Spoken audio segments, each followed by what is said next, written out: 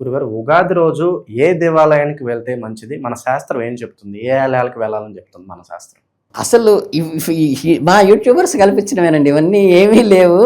ఉగాది రోజు మనకి మన ఊర్లో ఒక టెంపుల్ ఉంటుంది, మనకు ఒక గ్రామదేవత ఉంటుంది. గ్రామదేవత ఖచ్చితంగా మనం ఊళ్ళోంచి బయటికి వెళ్ళేటప్పుడు వచ్చేటప్పుడు ఆయనకి నమస్కారం పెట్టుకుని ఆవిడకి నమస్కారం పెట్టుకుని వెళ్తాము.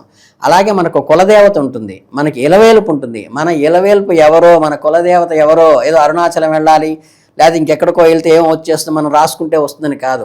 మన కుటుంబానికి, మన ఆనవాయితీకి, మన వంశానికి ఏదైతే దేవుడు ఉన్నారో ఆ దేవుణ్ణి మనం నిత్యం అర్చన చేసుకోవాలి. ఏ పండగైనా, ఏ పబ్బమైనా, ఏ పెళ్ళైనా ఈ 16 మనం చేసేటువంటి అన్నప్రాసన, బారసాల, అక్షరాభ్యాసం, గృహప్రవేశం, చివరికి అంత్యక్ష దాకా కూడా మన ఇలవేల్పుకి, మన ఇష్టదైవానికే చేసుకోవాలి తప్పితే ఎక్కడికో వెళ్ళాలి ప్రత్యేకంగా ఏదో తెచ్చుకోవాలనేది అవాస్తవం. గురుగారు, ఉగాది రోజు ఈ రాత్రిపూట పూజ చేయొచ్చు అంటారా?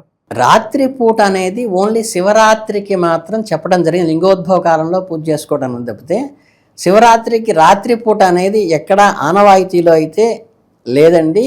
ఓన్లీ శివరాత్రికి మాత్రమే లింగోద్భవ కాలంలో రాత్రి 11 మనం ప్రత్యేకంగా అభిషేకాలు చేస్తాం తప్పితే మిగతా అన్ని దేవాలయాలకు కూడా పవళింపు సేవ చేసేసేసి పడుకోబెడతాము.